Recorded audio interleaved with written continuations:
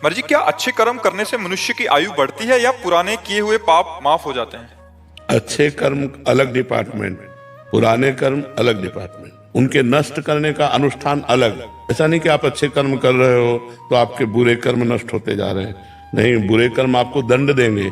अच्छे कर्म आज जो कर रहे हो कल आपको अच्छा ही देंगे, अच्छा फल देंगे, सुख देंगे, लेकिन वो बुरे कर्म नष्ट नहीं होंगे। उसके लिए अलग सिद्धांत बनाया गया है कि आपके शुभ अशुभ दोनों कर्म कैसे नष्ट हो सकते हैं, आप कैसे भगवत प्राप्ति कर सकते हैं। और आयु नहीं बढ़ती, अच्छे कर्म करने से आयु नहीं बढ़ती, क्योंकि आयु तो जो विधना ने लिख दिया, छठी राव के अंक, राय घटे न तिल बढ़े रहुरे जीव निशंक, वो तो उतनी ही आयु है। हाँ, घटा सकते हो। आप संत हत्या कर दो, आप वैष्णव हत्या कर दो, कोई बड़ा अपराध कर दो तो आपकी आयु तत्काल नष्ट हो जाएगी। साधु अवज्ञा तुरंत भवानी, कर कल्याण अखिल के हानि। बढ़ा नहीं सकते। आयु जितनी है उसको ऐसे बढ़ा सकते हो कि जैसे 100 श्वासें हैं। अब आपने प्राणायाम के द्वारा 50 श्वास रोक ली तो आपकी 50 प्लस हो गई, आगे आयु बढ़ गई। बकाया वो श्वास उतनी ही रहेगी। श्वास में एक भी श्वास बढ़ने वाली नहीं है।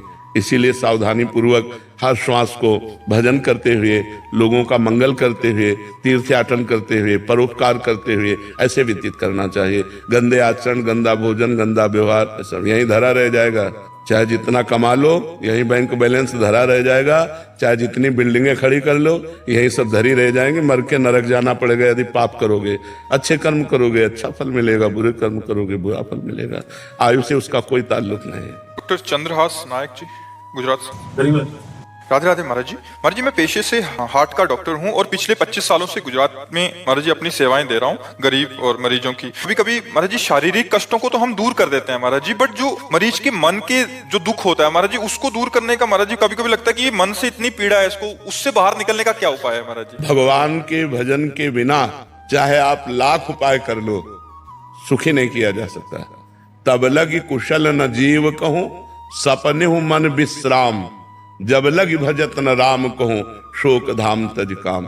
जब तक भगवान का भजन नहीं होगा तब तक जीव को विश्राम नहीं मिल सकता, शांति नहीं मिल सकती, आनंद नहीं मिल सकता। वो चिंतन के द्वारा कष्ट प्राप्त करता रहेगा। और अगर भगवान में चित्त लगा है तो हम आपके सामने प्रेजेंट उदाहरण हैं। लेकिन मैं आनंदित हूं, मुझे किंचन मात्र कोई कष्ट नहीं है। क्यों? क्योंकि मेरा मन भगवान में लगा है, इसलिए।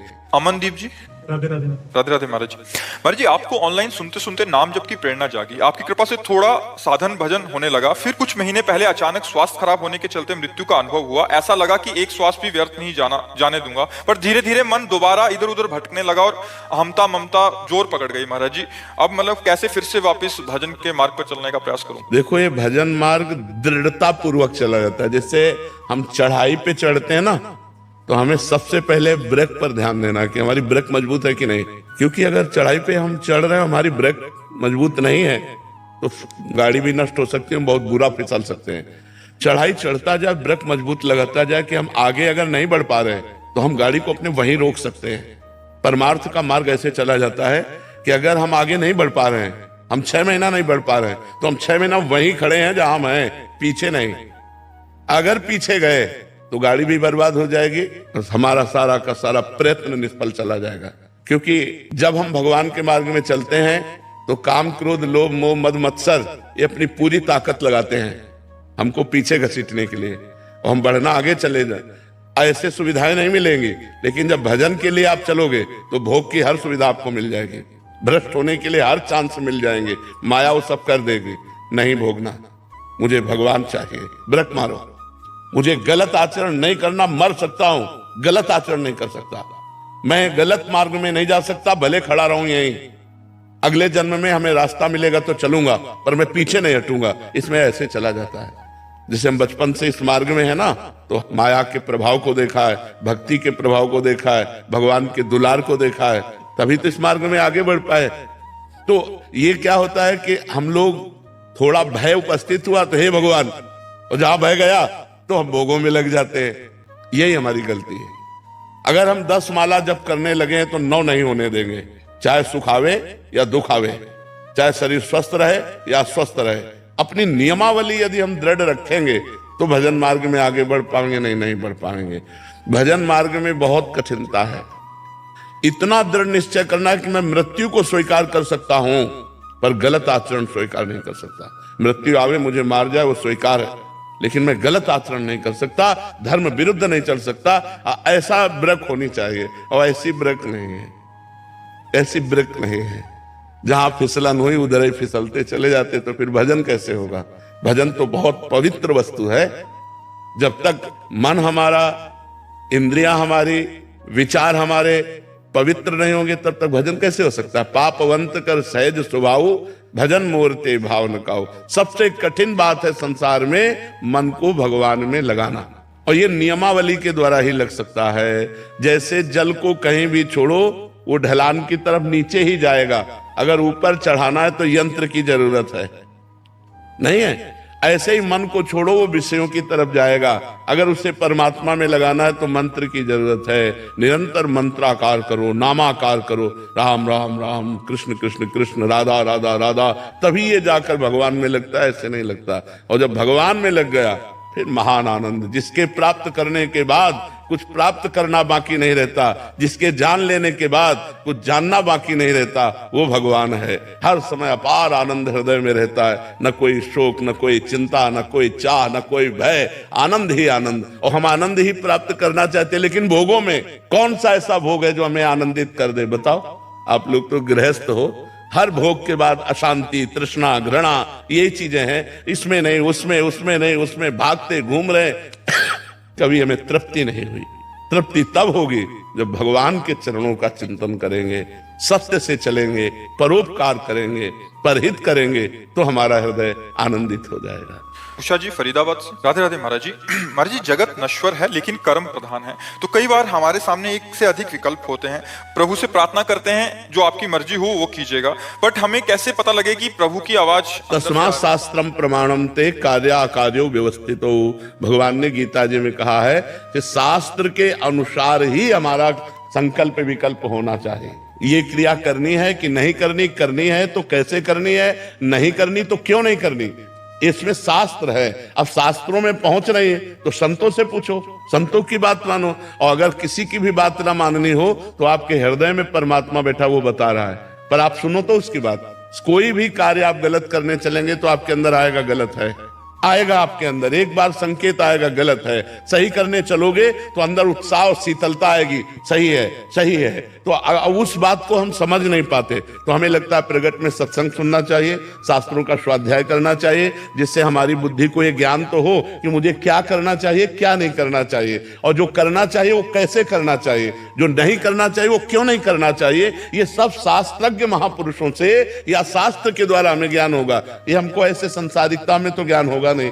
इसीलिए शास्त्र स्वाध्याय की आज्ञा है कि रोज शास्त्रों का स्वाध्याय करना चाहिए, रोज सत्संग सुनना चाहिए, रोज सत्कर्म करने चाहिए, जिससे हमारी बुद्धि पवित्र हो, हमारी आत्मा की आवाज को सुन सके। हमारे अंदर दो आवाजें आती है, एक मन की आवाज और एक आत्मा की आवाज। मन की आवाज को कंट्रोल करें आत्मा की आवाज से।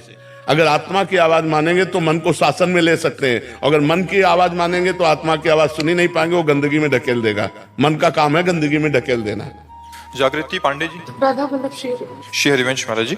गुरु जी, कभी कभी हम अपने वाणी से किसी को दुख पहुंचाते हैं, तो क्या माफी मांगने मात्र से गलती क्षमा हो जाती है या हमारा प्रारब्ध बन जाता है ना? अगर हमें हृदय से जलन हुई, हृदय से पश्चाताप हुआ कि हमने गलत बोल दिया, और उससे वाणी के द्वारा अपराध जो बना था, हम वाणी के द्वारा ही उसका विमोचन करें कि मेरे से गलती हो गई, आप क्षमा कर दीजिए। और हृदय से जलन होनी चाहिए। केवल वाक चातुरी से भी क्षमा मांगा जा सकता है कि यार से, वो नहीं।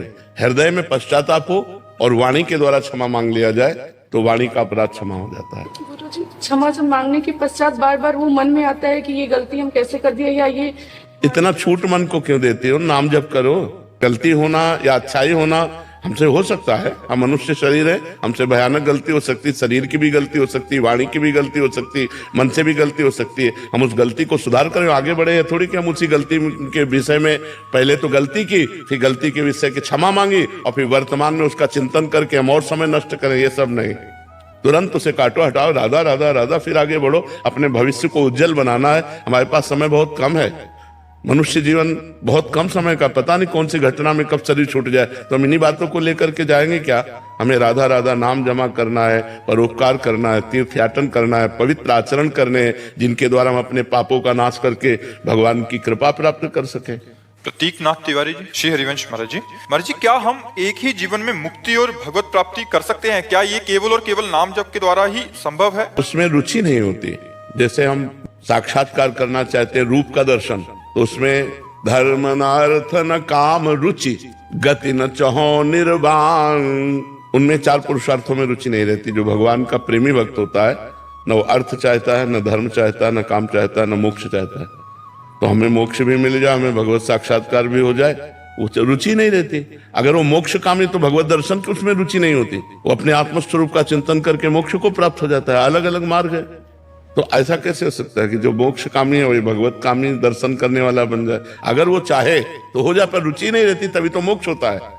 जब भगवान की भी रुचि नहीं रहती तब मोक्ष होता है। महाराज जी शायद इनको मुक्ति और भगवत प्राप्ति का अर्थ मालूम नहीं है। ये इनका मान लीजिए महाराज जी कह रहे हैं कि भगवत प्राप्ति कर सकते हैं क्या एक ही जन्म में, केवल और केवल नाम जप के द्वारा ही संभव है? क्या इसमें हमारा प्रारब्ध बाधा अथवा सहायक होता है क्या? प्रारब्ध बाधा भजन में नहीं।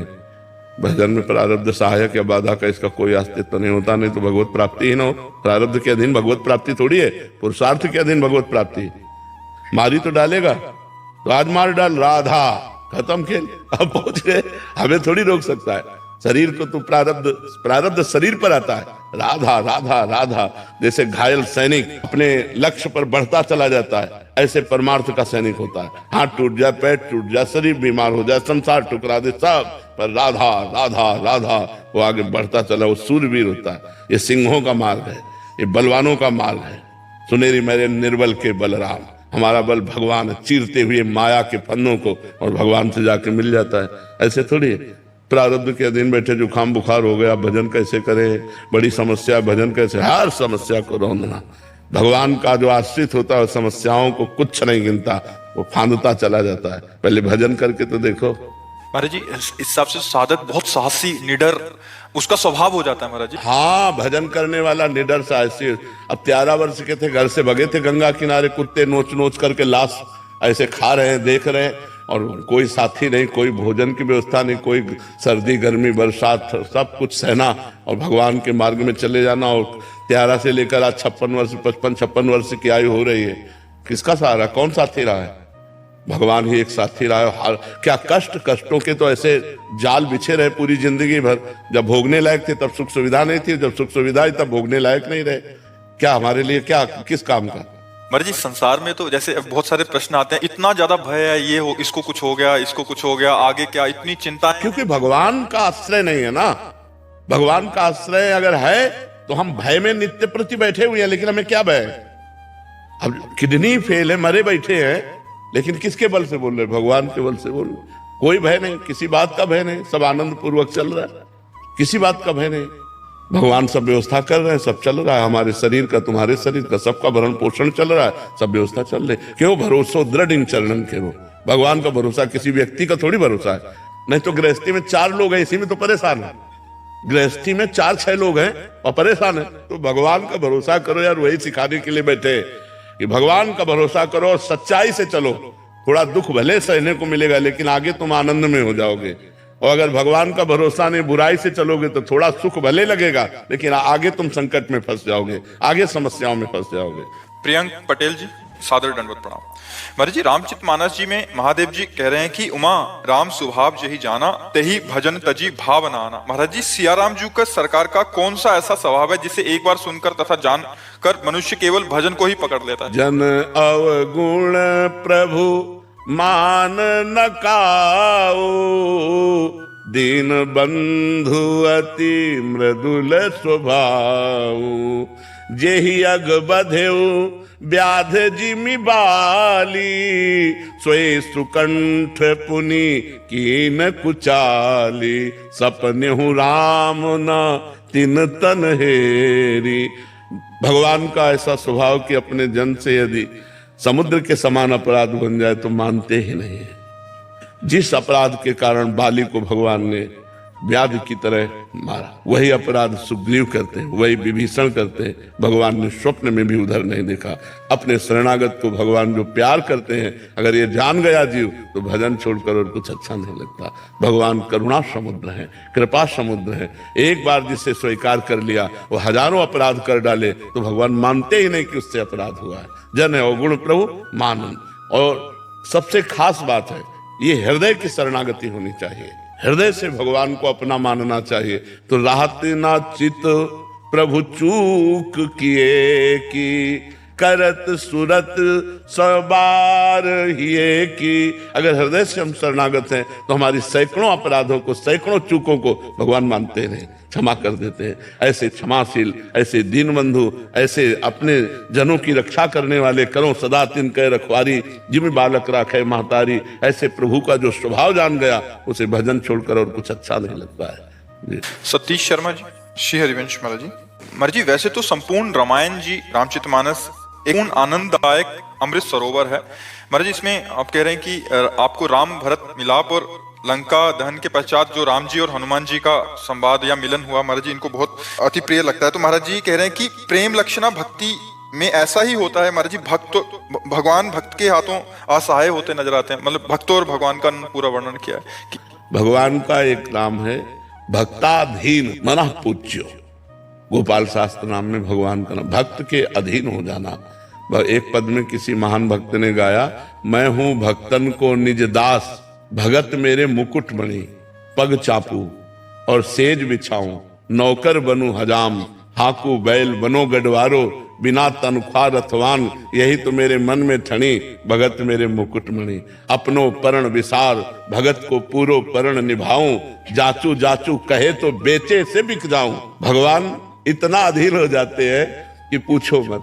कह रहे हैं हनुमान जी महाराज से, प्रति उपकार करो का तोरा, सन्मुख हो ही न सका। अखिल कोटि ब्रह्मांडों के स्वामी कैसी बात कर रहे हैं। तो कह रहे हैं, तुम संतात उरिन मैं नाही, करी विचार देखा मन माही, तुम संतात उरिन मैं नाही। यही भगवान की महत्ता है।